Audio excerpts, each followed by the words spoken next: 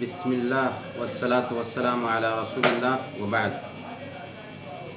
ابھی ہمارا اگلا جو ٹاپک ہے وہ ہے رمضان تبدیلی کا مہینہ ہے۔ رمضان تبدیلی کا مہینہ ہے۔ کیا رمضان کا یہ مہینہ تبدیلی کا مہینہ ہے؟ یقیناً ہے۔ یعنی رمضان کا مہینہ زندگی میں چینجنگ لانے کا مہینہ ہے؟ بے شک ہے۔ کیسے ہے؟ اللہ پاک نے روزہ فرض کیا تو کیا کہا؟ روزہ اس لیے ہم نے فرض کیا ہے لعلکم تتقون، تاکہ تمہارے اندر تقوی آ جائے۔ گویا کہ روزہ اللہ پاک نے جو فرض کیا ہے، رمضان کا مہینہ جو دیا ہے، انسان کے اندر تقوی پیدا کرنے کے لیے روزہ کا مہینہ آیا ہے۔ اس طرح سے تقوی پر ہم غور کرتے ہیں تو پتہ چلتا ہے کہ تقوی میں نماز ہو، روزے ہوں، زکوٰۃ ہو، حج ہو، دعائیں ہوں، قربانی ہو، قرآن کی تلاوت ہو، صدقات و خیرات ہو، دعائیں ہوں، توبہ اور استغفار ہو، یہ سارا کام جو ہم کرتے ہیں اس کے ذریعہ اللہ پاک ہماری زندگی کو چینج کرنا چاہتا ہے، اور روزہ یہی چینجنگ لانے کے لیے آیا ہے۔ اس لیے ہمارے پاس میں جو بھی خرابی ہے، اگر ہم چاہیں گے اس خرابی سے نجات پانا تو رمضان کے مہینے میں آسانی کے ساتھ اس خرابی سے ہم نجات حاصل کر سکتے ہیں۔ کوئی بھی بری عادت ہماری پائی جا رہی ہے، رمضان کے مہینے میں اس بری عادت سے چھٹکارا حاصل کرنا چاہ رہے ہیں، بہت آسانی کے ساتھ میں ہم اس بری عادت سے چھٹکارا حاصل کر سکتے ہیں۔ دیکھیے، ایک عام طور پر جو بیماری ہے لوگوں کے اندر، نماز نہ پڑھنے کی بیماری ہے۔ ایک آدمی لا الہ الا اللہ پڑھتا ہے لیکن مسجد میں نہیں جاتا، خاندانی مسلمان، اپنے آپ کو بس یوں ہی مسلمان سمجھتا ہے۔ ایک آدمی رمضان کا مہینہ آتے ہی نماز شروع کر دیتا ہے۔ آخر کون سا جوش، کون سا جذبہ اس کو نماز کا پابند بنایا؟ کیا رمضان کا رب کوئی دوسرا ہے؟ نہیں، جو رب رمضان کا ہے وہی رب 11 مہینوں کا بھی ہے۔ آخر کیا وجہ ہے کہ رمضان کے مہینے میں وہ نمازیں پڑھ لے رہا ہے، رمضان کے بعد نمازوں کو چھوڑ دے رہا ہے؟ وجہ صرف یہ ہے کہ اس کے اندر یہ احساس آیا کہ رمضان اہمیت کا مہینہ ہے، برکت کا مہینہ ہے، رحمت کا مہینہ ہے، اس مہینے میں بھی اپنے آپ کو محروم نہیں کرنا۔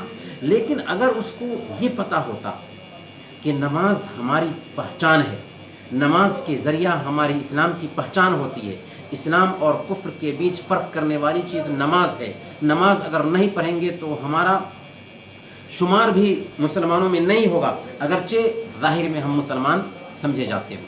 تو اگر نماز کی خطرناکی کو سمجھ لے تو ایک مہینہ کی ٹریننگ کا کیا اثر نہیں رہے گا اس کے اوپر کہ اگلے 11 مہینے بھی نماز پڑھتا رہے؟ تو رمضان کا مہینہ بہترین موقع ہے ایسے لوگوں کے لیے جو نماز نہیں پڑھتے، اس مہینے سے ٹریننگ حاصل کریں 11 مہینوں میں نماز کی پابندی کے لیے۔ اسی طرح سے ہم دیکھتے ہیں کہ کچھ لوگ تو نماز پڑھتے ہیں لیکن نفلی نمازوں میں کوتاہی کرتے ہیں۔ رمضان آتے ہی تراویح کا اہتمام کرتے ہیں، بہت سارا صدقہ خیرات کرتے ہیں، بہت ساری نیکیوں کا کام کرتے ہیں، راتوں میں جگ کر کے نمازیں پڑھتے ہیں۔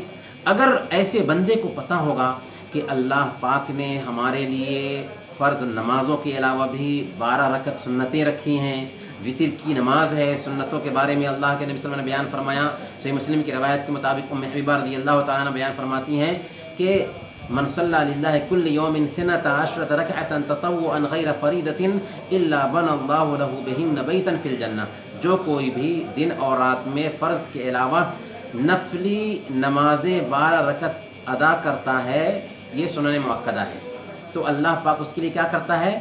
جنت میں گھر بناتا ہے۔ جنت میں گھر جس کی ایک اینٹ سونے کی اور دوسری اینٹ چاندی کی ہوگی، ایسا گھر صرف 12 رکعتیں سنتوں کی بنیاد پر ہمارے لیے بن جائے، ایک دن میں ایک گھر بنا لیں ہم، اس سے بڑھ کر بشارت اور کیا ہوگی؟ ایک انسان جب عادت ڈالے گا اپنی رمضان کے مہینے میں اور تراویح کا اہتمام کر رہا ہے، نفلی نمازیں پڑھ رہا ہے، تو کیا ہر دن جو اس کے لیے گھر بن رہا ہے اس میں وہ شامل نہیں ہوگا؟ ضرور ہوگا، بشرطے کہ واقعی اس کو احساس ہو کہ اللہ پاک ہمارے لیے ہر دن 12 رکعت نمازیں پڑھنے کی وجہ سے ہر دن ایک گھر بناتا ہے، جس کی ایک اینٹ سونے کی اور دوسری اینٹ چاندی کی ہوگی۔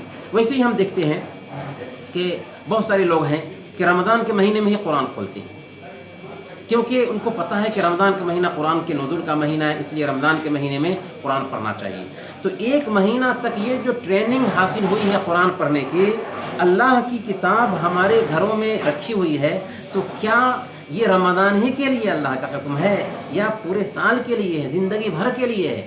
تو جب رمضان میں ایک بندہ صحیح طریقے سے قرآن کا حق ادا کرے گا، قرآن کریم کو آج کیا ہے کہ رٹی رٹائی تلاوت ہو جاتی ہے، نہیں، قرآن کو سمجھنے کی بھی کوشش کرے گا، قرآن کے پیغام پہ غور کرے گا، تو اس کے اندر کیا خوبی پیدا ہوگی کہ وہ زندگی بھر کے لیے قرآن کو اپنے گلے کا ہار بنا لے گا۔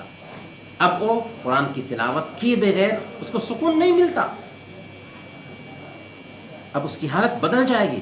گویا کہ ایک آدمی جو قرآن کا تارک ہے، قرآن کریم کی تلاوت نہیں کر رہا ہے، رمضان بہترین موقع ہے ایسے انسان کے لیے کہ وہ اپنے آپ کو تیار کرے قرآن کریم سے تعلق جوڑنے کے لیے۔